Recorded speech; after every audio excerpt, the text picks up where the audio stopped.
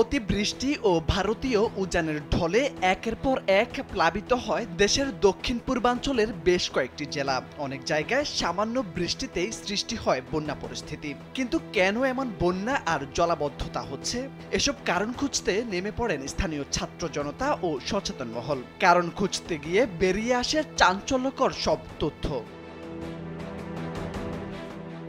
জানা গেছে ২০০ বছরের পুরনো এই বিশাল খাল দিয়ে একসময় পালতোলা নৌকা ও স্টিমার দিয়ে দেশের বিভিন্ন জায়গা থেকে এই অঞ্চলে ব্যবসা পরিচালনা এবং আমদানি রপ্তানি করতেন বণিকরা।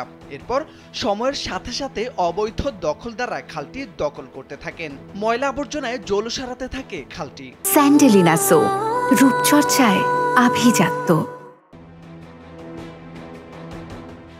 সম্প্রতি বন্যায় নোয়াখালীর ৮ উপজেলা প্লাবিত হয়। এর মধ্যে চাটখিল উপজেলায়ও দেখা দেয় ব্যাপক বন্যা।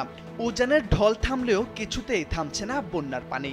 এর মধ্যে ২০২১-২২ অর্থ বছরে সরকারের পক্ষ থেকে ১,১৭,০০,০০০ টাকা ব্যয়ে নোয়াখালীর চাটখিলে বীরেন্দ্র খালটি খনন করা হয়েছিল।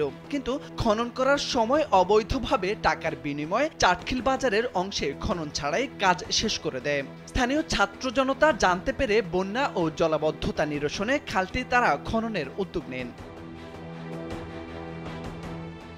এরপর ১,১৭,০০,০০০ টাকার কাজ স্থানীয়দের দেওয়া চাঁদায় মাত্র ৪ লাখ টাকায় পরিষ্কার ও খনন করে পানি চলাচল স্বাভাবিক করেন তারা। স্থানীয়রা জানান, ৩টি ভ্যাকুম মেশিন ভাড়া করে টানা ১ সপ্তাহ কাজ করে খালটির পানি প্রবাহ স্বাভাবিক করা হয়েছে। ময়লার স্তূপ একেবারে বীজ পর্যন্ত চলে আসছে।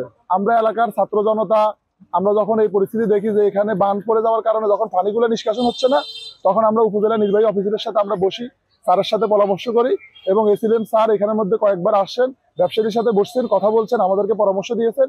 ওনাদের দিক নির্দেশনার আলোকে আমরা বাজারের ব্যবসায়ীদের কাছ থেকে অর্থনৈতিক সহযোগিতা নিয়ে বিগত ৭ দিন থেকে আমরা এখানে আমাদের শ্রমিক ভাইরা কাজ করতেছেন। বাজারের ব্যবসায়ীবৃন্দের সহযোগিতায় যে পরিষ্কার পরিচ্ছন্নতা হচ্ছে, আগামী দিনে যেন এটা আর পরিষ্কার এই খালটা যেন নষ্ট না হয়, সবাই ব্যাপারে সচেতন থাকবেন। উপজেলা প্রশাসনের সহযোগিতায় আমরা এই খাল দীর্ঘ ১টি সপ্তাহের মাধ্যমে আমরা এই খাল পরিষ্কার করতে কিছুটা হলেও সক্ষম হয়েছে। এখানে গত সরকারের আমলে যে বাজেটগুলো দেওয়া হয়েছে খাল খননের কর্মসূচির নামে, আসলে এগুলা তারা লুটপাট করে নিয়ে গেছে, এখন পর্যন্ত কোনো কাজে হয়নি।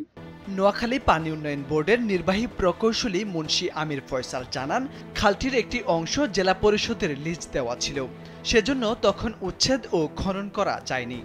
জেলা পরিষদের মালিকানাধীন খালের উপরে আপনার এটা লিজ দেওয়া ছিল, ফলে উক্ত সময়ে এই লিজ প্রদানকৃত স্থাপনাসমূহ উচ্ছেদ করা যায়নি। নোয়াখালী পানি উন্নয়ন বোর্ড সূত্রে জানা গেছে, ২০২১-২২ অর্থ বছরে ১,১৭,০০,০০০ টাকা ব্যয়ে খালটি খনন করা হয়েছিল। জেলা পরিষদের কিছু লিজ দেয়া স্থাপনা থাকায় চাটখিল পৌর বাজারের অংশে তখন লেবার দিয়ে খননের কাজ করা হয়, তবে তা পর্যাপ্ত ছিল না বলে অভিযোগ স্থানীয়দের। মোর্শেদ আলম, কালবেলা।